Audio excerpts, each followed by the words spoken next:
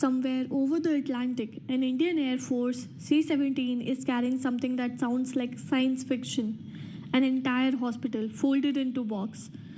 Its destination, earthquake shattered Venezuela. Its cargo, operating theaters, intensive care beds, an X ray machine, a generator, all packed into cubes light enough to be airdropped and snapped together by hand in minutes. It's called the Bhishma Cube. It may be the most interesting thing India has built that you have never heard of. So let's open the box. What it is, how it works, and where it's already been, and the quiet game of power it's really playing. To understand why this matters, you have to understand the cruelest clock in medicine, the golden hour.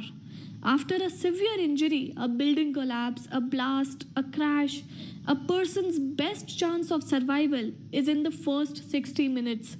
Stop the bleeding, secure the airway, get them to surgery, and they often live. Miss that window, and even survivable injuries can turn fatal. Now, picture a real disaster zone. Roads buckled, the local hospital itself in rubble, the nearest working operating theatre hours away. The injured aren't arriving one at a time, the way an emergency room is built for. They are arriving in their hundreds all at once. In those hours, people who could have been saved aren't. For decades, the response was to fly in tents, crates, and teams and assemble a field hospital over days, by which time the golden hour for thousands is long gone. Bhishma was built to collapse that timeline from days to minutes. So, what is it physically? A full Bhishma cube isn't one box, it's 72 of them. 72 mini cubes, each under 20 kilograms, waterproof, color coded. 36 lock into a steel cage called a mother cube. Two mother cubes together make one complete unit. Weighing under 750 kilograms each, light enough for a transport plane to carry several at once. And each mini cube is a specialized drawer of the hospital. One holds surgical instruments, another a ventilator. Others carry blood testing kits, an X-ray machine, anesthesia equipment, a power generator, even food, water, and a cooking station. Open the right cubes in the right order, and a bare patch of ground becomes an operating theater, a mini ICU, and a diagnostic slab side by side. But the architecture isn't the clever part. The clever part is who it's designed for. Those 72 components can be moved by hand, by bicycle, even by drone. And in August 2024, the Air Force and Army proved the extreme version, precisely para-dropping a cube from around 15,000 feet. The makers say a full unit can be stood up in about 12 minutes. Here's the insight that makes it work. In a war zone or a flattened city, there often isn't a specialist doctor for every patient. So the designers built the kit to be used by almost anyone. Each cube pairs with a tablet app that walks a medic or a soldier or a trained volunteer through using the equipment with digital support in 180 languages and RFID tags, so you always know what's in which box. The man who led the project, Air Vice Marshal Tanmoy Roy, himself a doctor, put it bluntly, doctors won't be there to treat everyone. So the kit has to be simple enough that the person who is there can. So what can it actually handle? On paper, a lot. The government says a single cube can support care for up to 200 patients with equipment for gunshot wounds, burns, head, spinal and chest injuries, fractures, major bleedings, and basic surgery, backed by its own power and oxygen, so it doesn't depend on a grid that may no longer exist. But let's be precise, because precision is the whole point.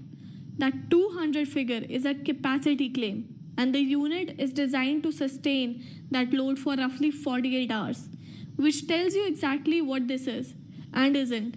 It is a bridge, not a permanent hospital. Its job is to stabilize, operate where it must, and keep people alive through the golden window until larger, fixed facilities take over. Think of the chain. A survivor is pulled from rubble, carried to a cube that didn't exist 2 hours ago. Their bleeding is controlled, a fracture set, an emergency surgery done, and then, once a road clears or a bigger hospital stands back up, they're moved on. And the cubes take the next person. Read that way, it's not a miracle. It's a very smart stopgap. And in emergency medicine, a smart stopgap is the difference between a number that climbs and the one that stops. Where did it come from? This particular project began in 2022 under the Ministry of Defense with the government health company HLL Lifecare as the nodal agency and a network of private manufacturers building the parts. It was folded into a bigger idea. Prime Minister Modi announced at the Voice of Global South Summit Arogya Maitri, roughly health friendship, a promise to send medical supplies to developing countries hit by disaster. And that idea didn't appear from nowhere. It is the deliberate sequel to Vaccine Maitri, India's COVID era program that shipped Indian made vaccines to more than 100 countries. The thorough line is intentional. India presenting its manufacturing and its medicines as instruments of friendship and quietly of influence. Is this just a prototype that photographs well at trade shows? No, it already has a record. In January 2024, two cubes were stationed in Ayodhya for a massive ceremony. When a devotee collapsed with a heart attack, a rapid response team using the cube stabilized him on site within the golden hour. That August came the 15,000-foot paradrop test. Days later, during his visit to Kyiv, Modi handed 4 Bhishma cubes to Ukraine, a portable hospital gifted into an active war with self-generating power, oxygen, and Indian experts to train local teams. In 2025, cubes were positioned at hospitals in Jammu and Kashmir near sensitive border areas and stationed at major AIIMS hospital across India. And now, Venezuela. The cube's first deployment into a major, sudden natural disaster on the far side of the planet. The pattern is a capability being tested step by step in steadily harder conditions. Which brings us to the part that isn't about medicine at all. Why does a country fly hospitals to strangers across the world? Because showing up first in someone's worst hour buys something money can't: goodwill, gratitude, and a seat at the table. Scholars have a name for it: disaster diplomacy. India has a philosophy it attaches to this: Vasudeva Kutumbakam. The world is one family, and an ambition behind it to be seen not as an aid recipient but as a security and humanitarian provider for the global south. A made in India hospital landing in Venezuela or Ukraine with Indian experts and an Indian flag on the crate is a quiet advertisement for India's technology, its reliability, and its reach. And to be fair, this isn't uniquely Indian. It's the same logic the United States and China use their own relief missions. Aid is genuine help. It is also statecraft. Both things are true at the same time, and noticing the second doesn't cheapen the first. What's distinctive is the fit. A country can't fake this kind of soft power. You can't airlift a hospital you haven't built, or train teams you don't have.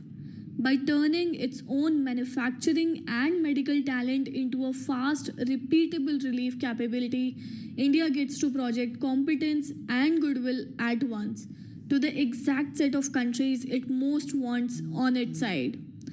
So, how should we score it honestly? Let's do a clean leisure. On the credit side, it's a genuinely original idea. It's indigenous. It's been deployed in real emergencies, not just demonstrated. The core concept, modular, fast, usable by non-specialists, is sound and has drawn international interest. Even Bill Gates has shown it, and by the Health Ministry's account, was keen to explore collaboration. On the debit side, many of the headline numbers, 12-minute setup, 200 patients, 48 hours, are the makers and the government's figures. Independent, large-scale stress testing in a chaotic, sustained disaster is exactly what is only now beginning. So, the honest verdict isn't India has solved disaster medicine. It's narrower and more interesting. India has built one of the most clever portable trauma tools in the world, and it is now finding out in real disasters just how far it actually scales. So, the next time you see crates being unloaded from an Indian military plane in some shattered city, look closer. Those aren't just supplies, they might be a hospital, folded into boxes, designed so that an ordinary person can save a life with it.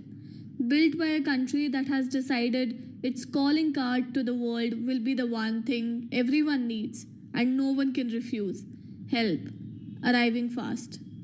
India's old calling card was software.